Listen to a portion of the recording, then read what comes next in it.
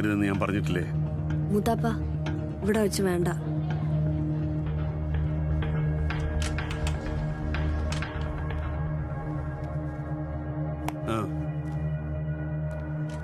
കാറ്റടിച്ച പനി വരുന്ന കുറെ എണ്ണങ്ങൾ ആശുപത്രിയിലായതിനാണ് ഈ ബഹളം മുഴുവൻ. 2 ദിവസം കൊണ്ട് കെട്ടടങ്ങിക്കോളും. ഏതായാലും ഞാനൊരു തീരുമാനമെടുത്തു. ജനിച്ച വീട്, വളർന്ന നാട്, ഈ സെന്റിമെന്റ്സിലൊന്നും ഒരു കാര്യമില്ല. തിരുവനന്തപുരത്ത് നമ്മുടെ ഫാക്ടറിയുടെ തൊട്ടടുത്ത് തന്നെ ഒരു വീട് പറഞ്ഞിട്ടുണ്ട്. എന്റെ പൊളിറ്റിക്കൽ ഫ്യൂച്ചറിനും ഇനി അവിടെ ഉണ്ടാവുന്നതാണ് നല്ലത്. ഇതൊരു ഒളിച്ചോട്ടമായിട്ടൊന്നും കാണണ്ട. ഒളിച്ചോടേണ്ട കാര്യമില്ലല്ലോ. കൂടുതൽ ശക്തിയോടെ തിരിച്ചു വരാനുള്ള ഒരു ചെറിയ മാറ്റം, അത്രേ ഉള്ളൂ. എന്താ എന്റെ അഭിപ്രായം? ഇക്കയുടെ രാഷ്ട്രീയത്തിനും ഭാവിക്കൊക്കെ അതാണ് നല്ലതെങ്കിൽ അങ്ങനെ ആയിക്കോട്ടെ.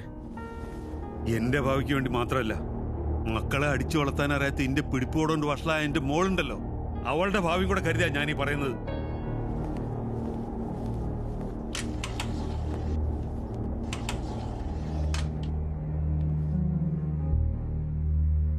ഭീഷണിപ്പെടുത്തുന്ന രീതിയിൽ ഞാൻ സംസാരിക്കാറില്ല.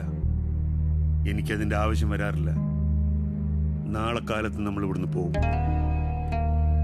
നാണക്കേടുണ്ടാക്കുന്ന തരത്തിൽ എന്തെങ്കിലും ചെയ്യണമെന്ന് ആലോചിച്ചാൽ നീ മാത്രമല്ല, ഈ ലോകത്ത് മറ്റാരും പിന്നെ അവനെ കാണില്ല.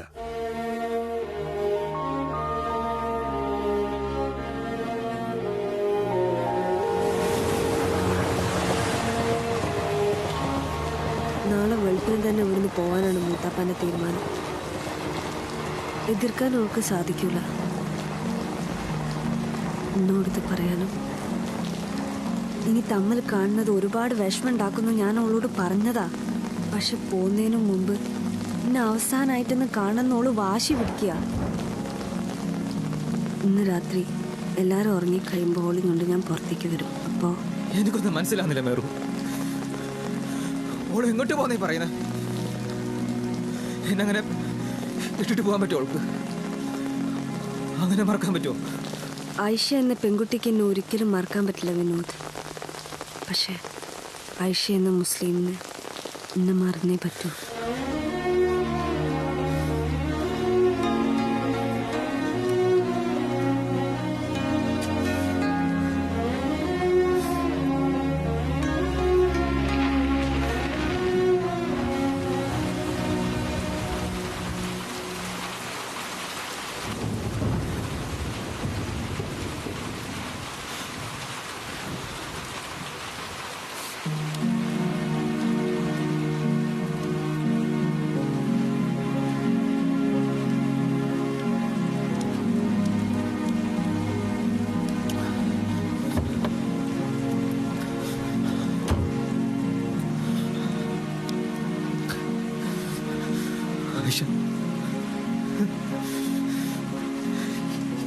ഇഞ്ചിന്റെ കൂടെ വാ, നമുക്ക് കല്യാണം കഴിക്കാം. ഈ മഴ തോരുന്നതിന് മുമ്പ്, നാളെ വീട്ടുകാരൊക്കെ അറിയുന്നതിന് മുമ്പ് നമുക്ക് എങ്ങോട്ടെങ്കിലും പോവാം. പ്രാർത്ഥിക്കുന്ന ദൈവത്തിന്റെ പേരിൽ ആളുകൾ പിരിച്ചു കാണാത്ത ഏതെങ്കിലും ഒരു നാട്ടിൽ പോയി നമുക്ക് ജീവിക്കാം. പിന്നെ എല്ലാം തുടങ്ങുമ്പോൾ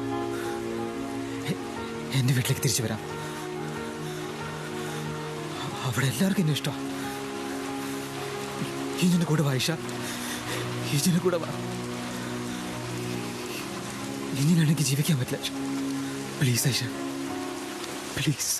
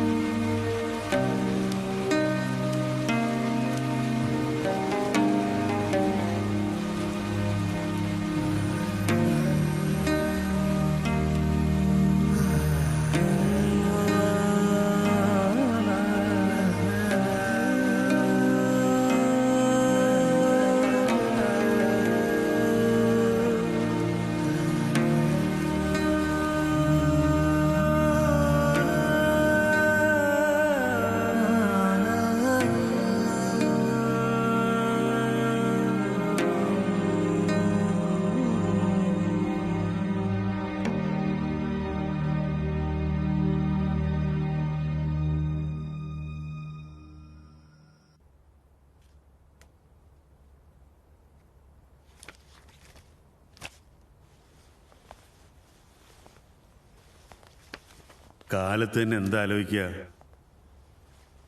പോണ്ടേ?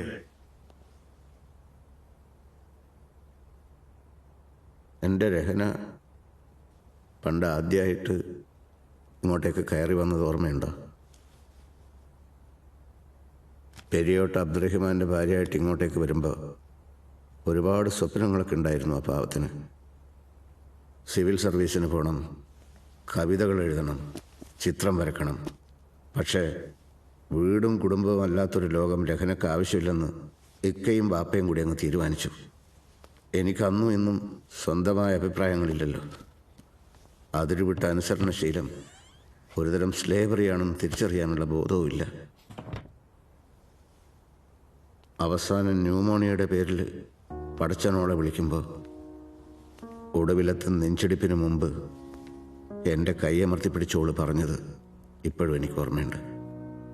മെഹറൂനും ഐഷനും ഒരാഗ്രഹിക്കുന്ന ഒരു ജീവിതം ഉണ്ടാവണം. പക്ഷേ എവിടെ? മനസ്സും ശരീരവും പാകപ്പെടുന്നതിന് മുമ്പ് തന്നെ നിക്കാഹിൻ്റെ പേരിൽ ബാപ്പ നടത്തിയ കൂട്ടുകച്ചവടത്തിലേക്ക് വലിച്ചെറിഞ്ഞു കൊടുക്കേണ്ടി വന്നു എനിക്കെൻ്റെ മെഹറൂനെ. ചെന്ന് കയറിയ വീട്ടിലെ ആൾക്കാർ വേലക്കാരോട് പെരുമാറുന്നതിലും മോശമായിട്ട് പെരുമാറിയപ്പോൾ പ്രതികരിക്കാൻ തനിക്ക് അവകാശമില്ലെന്ന് ഓക്കറിയില്ലായിരുന്നു.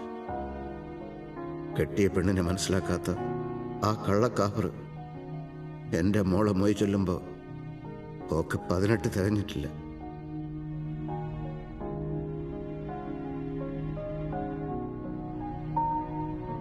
ചിതിലരിച്ച കുറേ ശാഠ്യങ്ങളും കൊണ്ട് സ്വന്തം ചോരയെ കുത്തി നോവിക്കുന്ന നിങ്ങളെപ്പോലുള്ള ആൾക്കാർക്ക് എന്തിനാടോ 50 വർഷത്തെ ജീവിതവും കുറേ അനുഭവങ്ങളും?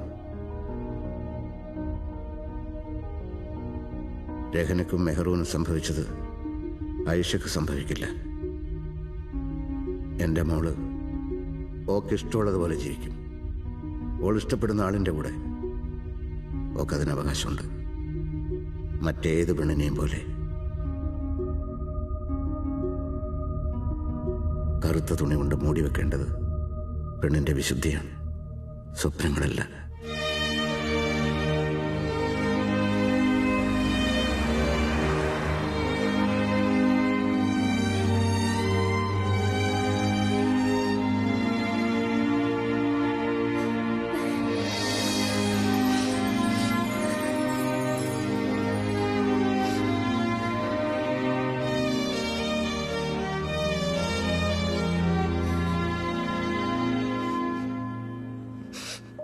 ഈ നിരാശാ കാമുകന്മാര് തീവ്രവാദികളെ പോലെയാ കേട്ടോ. എപ്പോൾ എന്താ ചെയ്യാന്ന് പറയാൻ പറ്റില്ല. എന്തെങ്കിലും ചെയ്തു കളയുന്നതിന് മുമ്പ് ചെല്ല് അവനെ കണ്ടുപിടിക്കും.